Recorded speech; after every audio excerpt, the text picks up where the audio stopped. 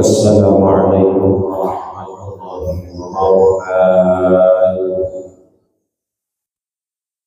Alhamdulillahilladzi an'ama 'alal muslimin bi ni'matil Islam.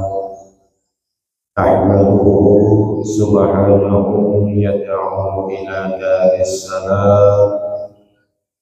Asyhadu an la ilaha illallah wahdahu la syarika lahu dzul jalali wal ikram.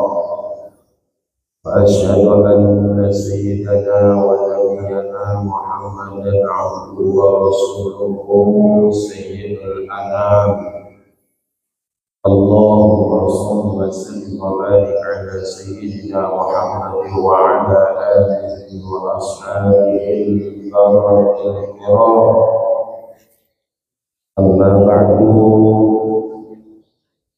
Qala Allah ta'ala fil Qur'anil Karim wa huwa asdaqul qailin.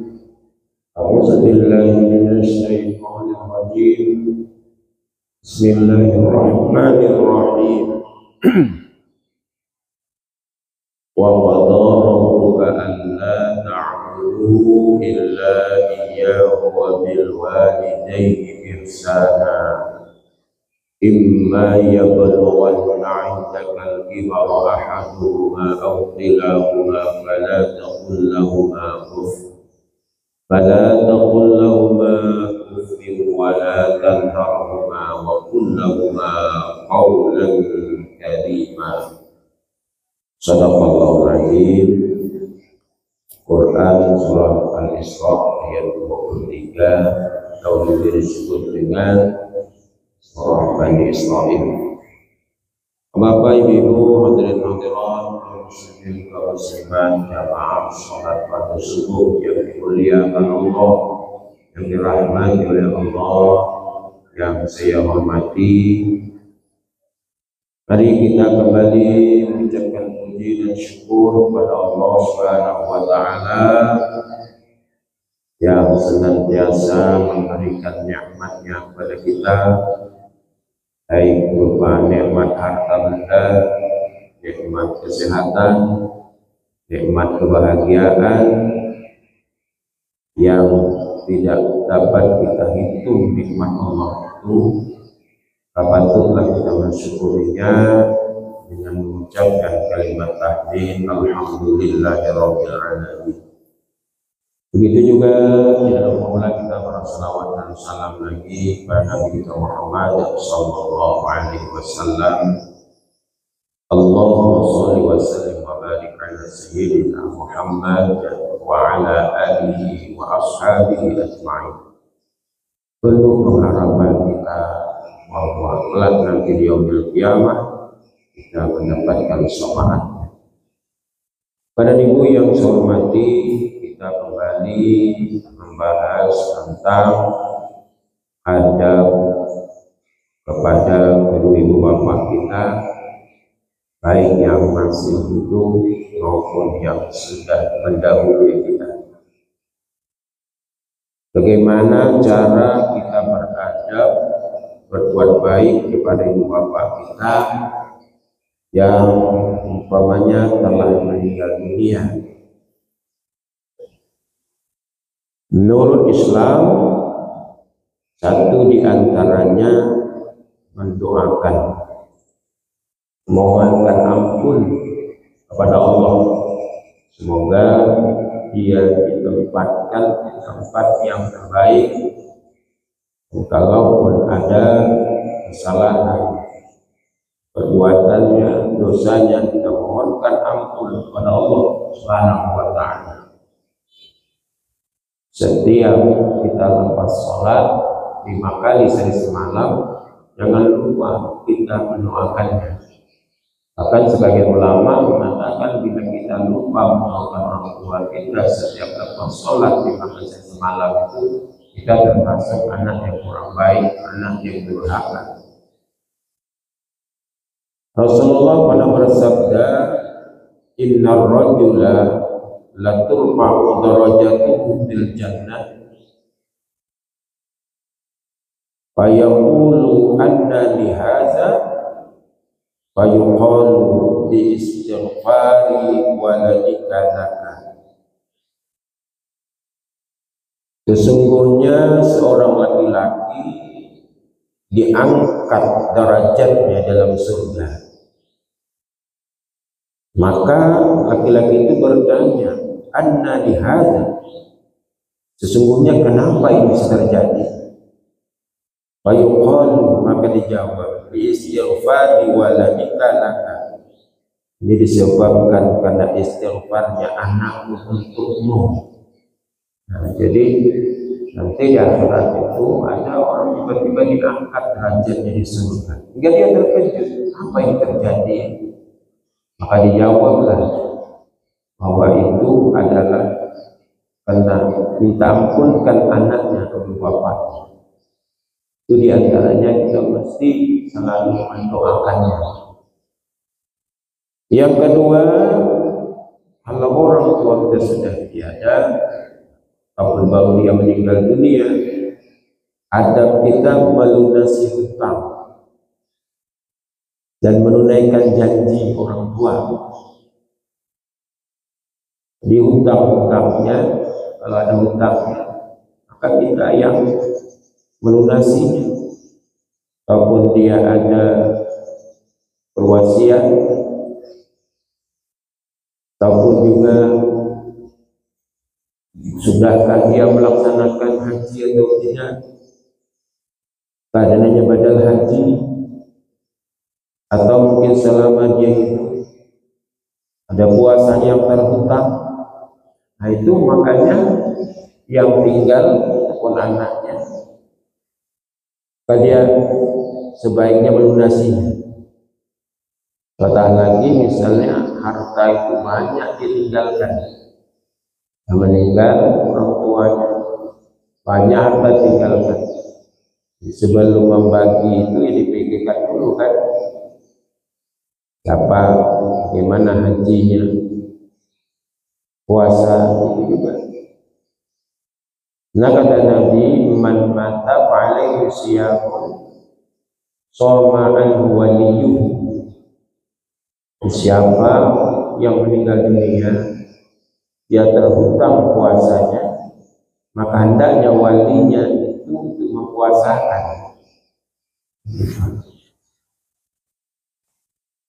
Makanya ada istilah, kalau dia tidak mampu puasakan keluarganya, dicarinya lah orang untuk melaksanakan puasanya itu. Nah, mungkin dikasihlah hadiah kepada orang tersebut. Ya, seperti tadi haji badal haji itu juga. Atau diantaranya berbuat baik kepada kedua ibu bapa. Kemudian lagi menjaga silaturahmi kepada orang-orang atau sahabat ayah atau sahabat mama kita yang masih hidup. Jadi adab kita itu kita sambut silaturahmi pada kawan-kawan ayah kita. Karena kata Nabi, inna aqarral birri silatul waladi ahla uddi abihi.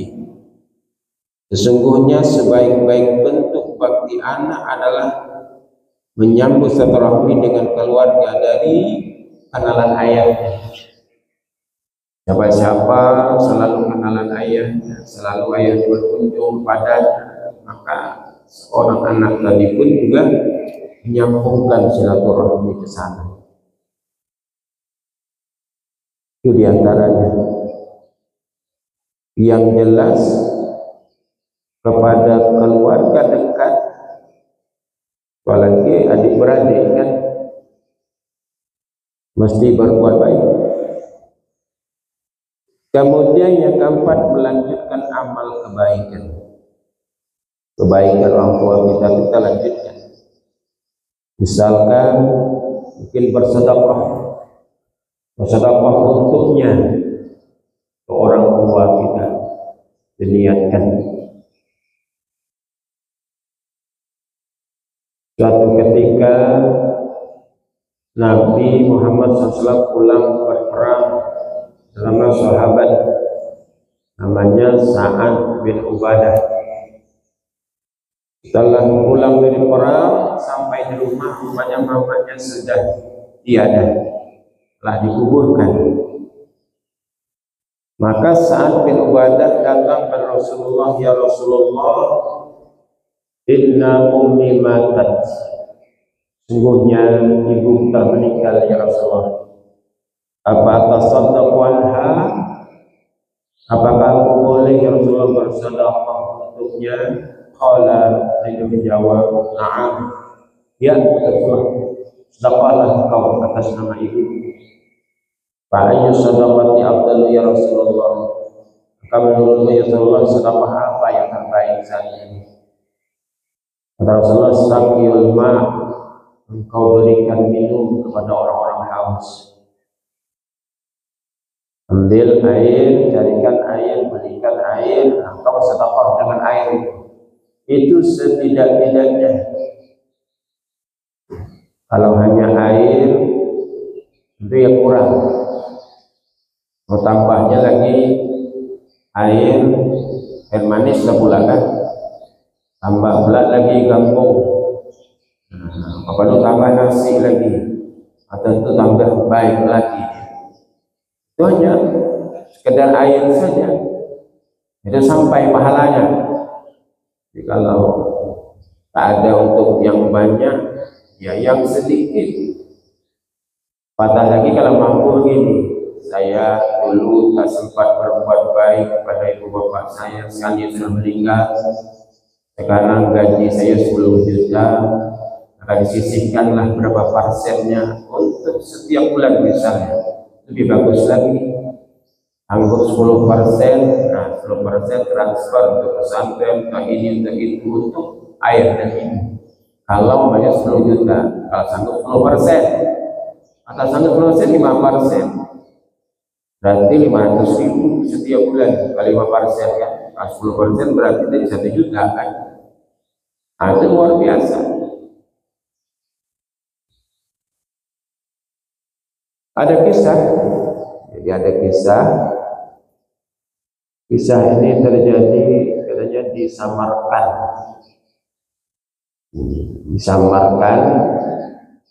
Dulu ada seorang laki-laki, maka seorang laki-laki ini jatuh dalam keadaan sakit parah. Ketika dia sakit parah, sampai ia bernazar, ya Allah, seandainya aku sembuh dari sakit ini, aku bercita-cita untuk mensedekahkan seluruh hasilku setiap hari Jumat. Hari Jumat itu untuk sedekah bagi ayah dan ibuku yang telah meninggal dunia. Jadi dia cuma Sabtu, Ahad, Senin, Selasa, Rabu, Kamis bentuknya. Bila hari Jumat dia sedekahkan semuanya. Bertahun-tahunlah dia lakukan ini, karena memang sembuh dia dari sakitnya. Suatu ketika si pemudanya hari Jumat, dia sudah berusaha mencari model harta benda, dari duit, kerja sendiri, rupanya tak dapat. Hari itu zong, tak ada pada apa-apa.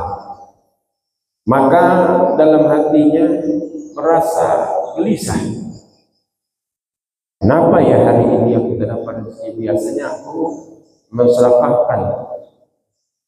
Rupanya orang yang sudah biasa bersedekah, hari itu tak dapat bersedekah, bukannya malah tenang, gelisah. Gimana caranya dia? Berpikir-pikir dia, minta pendapat ulama lah. Pergilah ke satu orang ulama besar, dia bertanya di situ, Tuan, saya biasanya begini Tuan, setiap hari Jumat saya bersedekah untuk bapak saya. Hari ini nampaknya tidak ada apa-apa, saya kosong. Bagaimana saran Tuan Haji? Kata orang alim tadi, Tuan Haji tadi, gini saja, kalau kau tak dapat modelnya benda seperti duit, saranku kau pergi ke hutan situ, hutan. Ada kayu yang tebal kulitnya dan kulit itu tidak keras, lembut.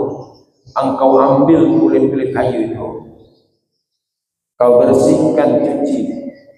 Setelah dapat nanti beberapa banyaknya, maka engkau pergilah ke daerah Rasani. Jadi disamarkan itu ada daerah Rasani. Di situ penduduk sedang memelihara keledai. Jadi keledai itu besarlah kecil daripada kuda. Memang dia hobi makan kulit kayu yang lembut itu. Nah, nanti kau sampai sana, kau bagi-bagi ke keledai penduduk yang lapar itu. Maka niatkanlah pahalanya untuk kedua bapakmu. Maka dilaksanakanlah oleh pemuda tersebut dengan anjuran instruksi ulama tadi.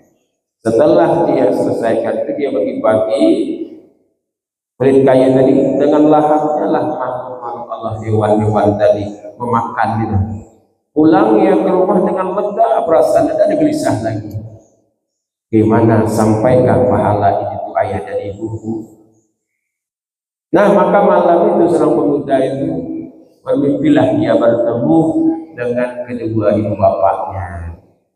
Setelah bertemu dengan ibu bapaknya dalam mimpi itu, apa kata ayahnya? Mengucapkan terima kasih, berbagai macam cara engkau untuk mengirimkan kepada ayah. Walaupun tadi kau kirimkan kulit kayu itu sangat-sangat membantu menolong kepada kami. Coba dapat rahmat lah, dapat kiriman. Coba luar biasa.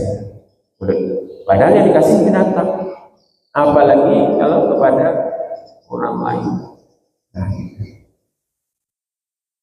Pada ibu insya Allah mati, seorang ulama tabi'in namanya Hasan al-Basri, ulama tabi'in, yang beliau ini memang hobinya kalau malam-malam itu, malam Jumat dia berziarah kuburan di tengah-tengah orang sunyi, kira-kira jam 2 malam, entah lepas salat tahajud, dan sebelum salat tahajud, jam 2 malam dia pergi ke kuburan.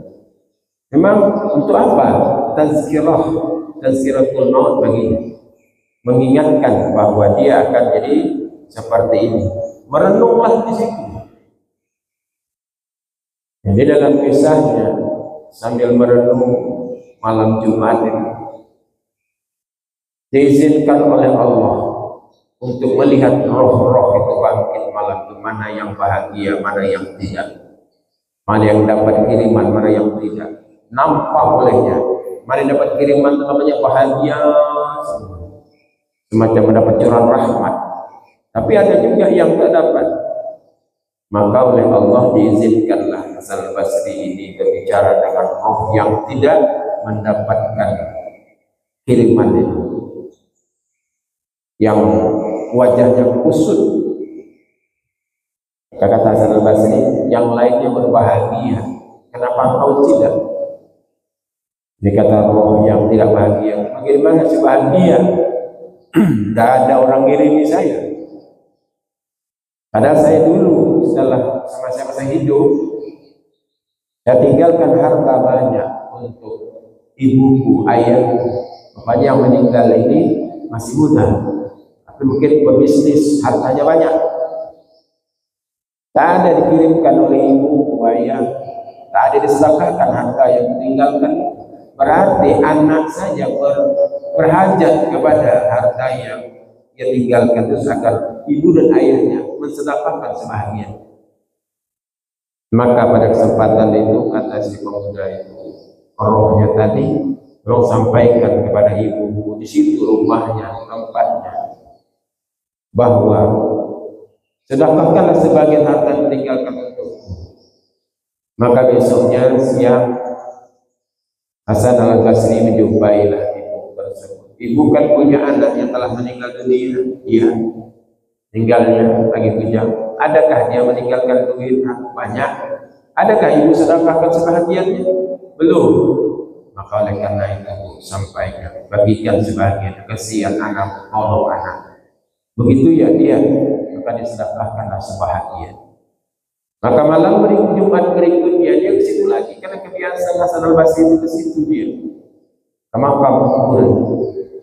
Maka pada malam itu terjadi lagi lah Allah memperlihatkan roh-roh itu kepadanya. Maka yang kusut tadi, yang wajahnya sudah kusut masai, bertemu, tidak lagi kusut masai, pokoknya wajahnya sudah ceria, malah mengucapkan terima kasih Tuhan, kau sudah menyampaikan baikku, karena sebagian hartaku sudah disedekahkan untukmu. Luar biasa. Bapak dihormati, kemudian apabila anak-anaknya muka bumi ini, orang tuanya sudah meninggal dunia, kelakuan anaknya itu tidak baik, itu bikin sakit hati orang tua. Kenapa? Karena ditayangkan oleh Allah, dilihatkan oleh Allah. Nih kelakuan anak-anakmu di dunia. Nih lihat kelakuan. Kalau lihat kan, dalilnya inna a'malal hayati tu'radu ala abai wa ummati fi kuburihim. Sesungguhnya amalan-amalan orang yang hidup ini dilihatkan oleh Allah kepada ayah dan ibunya dalam kubur. Kalau anaknya tidak berbuat, dia tidak baik, berbuat jahat, apa katanya? Ya Allah, jangan matikan dia sebelum dia dapat petunjukmu. Jadi rupanya ada juga orang yang meninggal dunia mendoakan, ya Allah, jangan matikan dia sebelum dapat petunjuk Engkau. Luar biasa. Jangan dikatakan tidak ada. Mana ada katanya orang yang sudah meninggal mendoakan orang yang hidup, itu buktinya. Jangan matikan dia, Allah, sebelum dapat petunjuk Engkau. Bukankah doa itu? Tapi kalau dia melihat anaknya bagus, senang dia, oh ini anak. Jadi tayangkan, ini lihat anakmu ya, beganjul aja di dunia, tengok kerjanya, kan yang salah, sakit hati.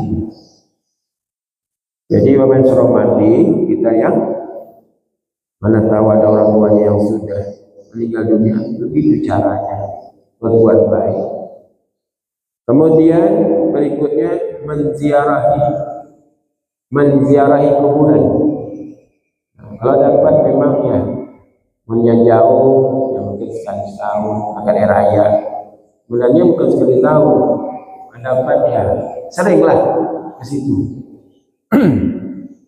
Nah kata Rasulullah, bila kita berkunjung ke situ kita cakap assalamualaikum ya ahla diyar fa insyaallah bikum lahiqun.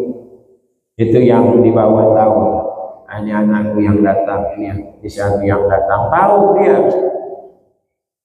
Cuma orang yang bawah saja menjawabnya tak sampai kepada kita, tak dengar kita menjawabnya. Memang tak bisa kita mendengarkan jawabannya.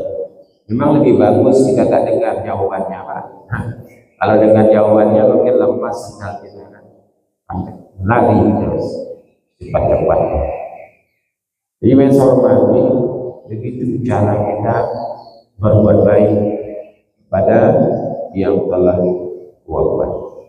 Dia Hasan al-Basri itu banyak kali kisahnya. Hasan al-Basri itu pernah pingsan juga. Kenapa pingsan? Ketika dia mengantar jenazah di perjalanan, ada yang berbicara, wahai tanah kuburan, kalau engkau tahu jenazah yang kami bawa ini banyak dosanya, engkau tidak akan mau menerimanya. Maka sudah dekat ke kuburan, apa kata kuburan? Kami tahu bahwa jenazah ini banyak dosanya, dan kami diizinkan oleh Allah untuk melumatkan dia di dalam tanah. Tapi sebaliknya kalau orang yang baik-baik, ya, apalagi ya para nabi misalnya, itu memang mereka tanah tak boleh menyentuhnya, artinya utuh, karena nabi utuh semua, tidak ada yang hancur jasad. Itu ketika ditanya oleh para sahabat dari Muhammad SAW, ada sahabat yang bertanya, ya Rasulullah, seandainya kami berseru pada engkau bisa sampai ya Rasulullah, selawatkan kepada engkau, sedangkan engkau sedang jadi tulang belulang di tanah. Oh, kata Rasulullah, siapapun yang berselawat kepada saat itu, rohku didatangkan oleh Allah untuk tahu yang siapa berselawat kepadamu. Jadi engkau tidak hancur ya Rasulullah. Maka kata Rasulullah, Inna Allah harrama alal ardi an ta'kula jasadil anbiya. Inna Allah harrama alal ardi an ta'kula jasadil anbiya. Sesungguhnya tanah itu dari Muhammad diharamkan oleh Allah untuk memakan jasadnya para anbiya. Di seluruh para anbiya, para nabi, tidak ada jasadnya yang hancur. Tak berani tanah namanya itu. Yang hancur-hancurnya model kita ini. Begitu. Baik, yang saya hormati. Nah, seandainya orang tua kita masih hidup, bagaimana cara kita berbuat baik pada orang tua kita? Ya kalau kita punya rezeki lagi hidup, ya kita kasih dia rezeki kepadanya. Orang tua sudah tua, begitu caranya. Kalau yang tadi ya kita kirimkan untuk pembangunan masjid, pembangunan pesantren, untuk wakaf ini dan itu, infak ini niatkan untuk kedua bapak kita. Lain halnya kalau sudah masih hidup dia. Jangan seperti yang diceritakan oleh hadis. Hadis sepanjang menceritakan tentang seorang laki-laki di mana orang tuanya tidak dihiraukannya, sehingga anak tadi berbisnis, tapi ayahnya dibiarkan. Lalu ayahnya ngambil duit anaknya, diambilnya duit anaknya, tadi orang tuanya. Dia setiap tengok tempat duit kurang, tengok tempat duit kurang, siapa nih malingnya? Sekalinya diintip-intip, ayahnya sendiri malingnya. Lalu laporkan kepada Rasulullah, ya Rasulullah, aku mau melaporkan maling supaya engkau tegakkan keadilan. Karena bila maling kan dipotong tangan. Ya kata Rasulullah, bawalah maling, bawa ke sini, mana malingnya? Kali ini bawa maling ayahnya, ayah sendiri sudah tertatih-tatih dia berjalan dengan kaki 3, kakinya asli 2 tambah 1 tongkat, atau tatih-tatih berjalan. Ini malingnya. Siapa dia? Ayahku sendiri. Ayahmu sendiri? Jadi mau apa kau? Tegakkan keadilan Rasulullah, potong tangan. Kata Rasulullah, ini orang tua begini. Salam jadi begini. Bapak, kenapa bapak mencuri? Jadi uang berapa? Tidak pernah dikasihnya yang selalu duitnya banyak. Waktu dia dulu belajar untuk sekolah, apa saja yang dia minta aku kasih. Ya Rasulullah, sekarang aku udah bisa usaha lagi. Minta belikan Honda, aku belikan Honda. Minta belikan ini, aku belikan ini. Sekarang saya 200 tahun begini, duitku tak ada. Aku ingin juga lah ada duit di kantong di orang tuanya. Kadang-kadang aku bertemu dengan kawan-kawanku yang sebaya dengan aku. Bisa-bisa kami duduk di warung kopi, minum bersama. Duitku tak ada ya Rasulullah. Ya banyak duitnya, di bank banyak duitnya, di laci banyak duitnya, kantongnya tidak pernah aku dikasihnya ya Rasulullah. Begitu ya. Merah wajah Rasulullah. Kata Rasulullah, kau manusia tadi marah itu anak. Kau pikir kayak gini aku potong tangannya, yang ada kau berhukum kata Rasulullah. Begitu. Bukannya ayah potong tangan, selidiki dulu dong. Misalnya juga, ya sekarang ada misalnya permasalahan begini-begini, jangan langsung main main eksekusi saja, selidiki dulu. Rasulullah, selidiki Rasulullah. Apa katanya ya Rasulullah, kata bapak, kalau kamu hukum aku ya Rasulullah, tidak apa-apa. Kau lihat aku begini, seandainya anak kita tapi aku sebagai ayahnya ya tidak apa-apa. Anggap aja lah orang miskin terima kita sedekah kerjaku, kata bapak. Maka kata Rasulullah, anak muda, mulai hari ini dirimu, hartamu milik orang tua. Mulai hari ini kata Rasulullah, hartamu, dirimu milik orang tua. Paham kata Rasulullah. Nanti kalau orang tua mau mengambil milik, jangan kau adukan lagi. Karena engkau dan hartamu milik orang tua. Wah. Kayak begini tidak bisa kata Rasulullah. Malah dia dibantah oleh Rasulullah SAW. Ada enggak itu terjadi sekarang, Pak? Ada. Dia anaknya mengadukan maknya tentang perebutan tanah. Anaknya sendiri memperkarakan ibunya sampai dia hijau. Bayangkan, padahal awal lahir dari emak. Manusia caranya aneh kan sekarang. Ada juga yang kita dengar gara-gara minta duit sedikit, emaknya dipukuli. Ada kan? Nonton pagi-pagi di berita, sedih kita lihat. Jadi wajib hormati selagi dia hidup di dunia ini, itu cara kita berbuat baik. Kemudian berbicara pun cara yang baik, ya kan? Apabila memanggil ibu bapaknya akan dia, maka hendaklah dijawabnya dengan jawaban yang sopan. Kalau orang tua memanggil, jawabnya sopan. Seperti dijawabnya dengan yang memberitahu akan membesarkan ibu bapaknya. Misalnya dipanggilnya siapa namanya, Fulan, Fulan, sini. Kata anaknya, labbaik, aku penuh panggilan engkau. Atau na'am, begitu datang. Bahkan Allah memuliakannya, memuliakan seorang ibu dan bapak. Apabila kita sedang sholat saja, sholat sunat, apabila datang orang tua, sebaiknya dibatalkan sholat sunat itu.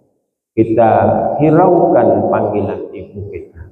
Karena ada contoh masa dulu kan, sering diulang-ulang kisah tentang di Bani Israel dulu, si Juraid. Si Juraid ini ahli ibadah, kalau ibadah itu lama. Tiba-tiba sedang sholat sunat, maknya manggil di luar, Juraid, Juraid, Juraid. Juraid juga bingung. Bingungnya apa? Ayah, ibu buka atau sholat aku teruskan? Ya teruskan sholat. Rupanya ibunya sempat marah, sempat murka. Berdoalah ibunya. Doanya itu doa yang tak baik. Apa katanya? Allahumma la tumithu hatta turiyahul kubisa. Itu doa. Andainya doanya baik, kabul. Tak baik pun kabul. Dalam hadis kita temui salasu da'awatin mustajabatun, da'watul walid ala walidihi, da'watul musafir, da'watul mazlum. Ada 3 doa yang tidak ditolak oleh Allah, doa yang mustajab. Yang pertama adalah doanya orang tua kepada anaknya. Ini langsung doa orang tua kepada anaknya itu langsung. Kemudian yang kedua, dakwatul musafir, doanya orang-orang dalam perjalanan. Tapi yang dalam perjalanan apa dulu? Dalam perjalanan yang baik. Namun perjalanan tujuannya ke sebuah daerah, kemudian tujuan sana tidak baik, itu tidak. Dakwatul musafir, jadi perjalanan yang baik. Kemudian dakwatul mazlum, dakwatul mazlum, doanya orang-orang yang terzalimi. Maka sangatlah hati-hati betul kalau kita sempat menzalimi orang, kita tipu dia, kita ambil hak-haknya, sempat dia mengadukan kepada Allah, didoakannya kita. Itu sangat-sangat berbahaya. Seringlah kita temui dalam sejarah, dalam kisah orang-orang yang terzalimi, apabila ia berdoa cepat Allah kabulkan. Dan bukan di akhirat lagi, di dunia dia nampak tak jadi apa-apa dia. Kisah yang menarik itu, seorang orang miskin pergi memancing, setelah dapat ikan senang hatinya. Ini nanti ikan mau dimasak di rumah bersama istri dan anak buat memakannya, dapat ikan besar. Tapi sayangnya di jalan dirampas ikan itu oleh orang yang kuat. Diambilnya ikan itu. Sedih dia. Dia tak bisa mengambil ikan itu. Maka sampailah dia ke rumah. Anak-anaknya mau makan. Kata istrinya, tak dapatkah ikan hari ini? Sebenarnya dapat ikan. Memancing. Cuman tadi di jalan dirampas oleh orang yang kuat. Saya tidak sanggup melawan. Mohon kepada Allah, tegakkan keadilan ya Allah. Lihat anak istriku kelaparan. Padahal ikan itu dapat. Apa yang terjadi? Makbul doanya. Orang yang merampas itu berbahagialah makan ikan tersebut. Oh, tapi tiba-tiba ketika makannya, tulang ikan itu menusuk ke jarinya. Setelah menusuk ke jarinya, tak sembuh-sembuh, jari membengkak sampai sakit-sakit, bingung. Akhirnya orang yang makan ikan tadi bertanya-tanyalah kepada orang-orang pandai, orang-orang alim. Kata orang alim itu, kenapa tanganmu sampai begitu? Hanya kena tulang saja kok. Biasanya kena tulang sebentar aja kan sembuh. Kita ketulangan aja makan kan 3 hari 4 hari. Tapi ada juga yang sampai ke THT karena ketulangan. Ini karena asalnya bagaimana? Nah, ceritalah dia dengan jujur. Ceritanya, saya ini kemarin jahat ngambil ikan orang. Kata ulama itu, kau mesti datangi, mungkin doanya orang yang kau zalimi ini. Kau datangi dia, minta ampun, mudah-mudahan Allah mengampuni perbuatanmu dan diampuni juga oleh orang yang kau ambil ikan dan kau sehat. Begitu. Mencarilah pada orang yang mancing, minta ampun, minta maaf. Alhamdulillah orang maafkan, akhirnya sembuh. Bayangkan, luar biasa Pak. Hati-hati kita dengan orang terzalimi. Pada yang semati, inilah cerita kita subuh ini tentang berbuat baik pada kedua bapak kita, baik yang masih hidup maupun yang sudah meninggal dunia. Terima kasih atas perhatian, membaca kurangan. Wabillahi taufiq. Assalamualaikum warahmatullahi wabarakatuh. Auzubillahi minasyaitonir rajim. Bismillahirrahmanirrahim. Alhamdulillahi rabbil alamin wassalatu wassalamu ala asyrofil anbiya'i wal mursalin wa ala alihi washabbihi ajma'in. Subhana rabbiyal aliyyil a'la al-wahhab. Allahumma inna nas'aluka al-huda wat tuqa wal 'afafa wat tawfiq wal ghina.